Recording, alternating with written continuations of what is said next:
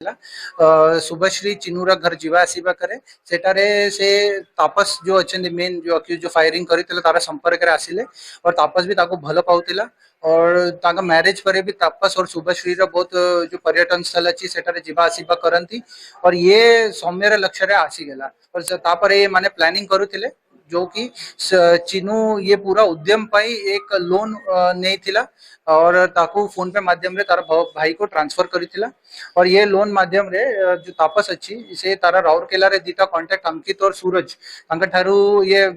देसी बंदूक ऑब्टेन करिथिला और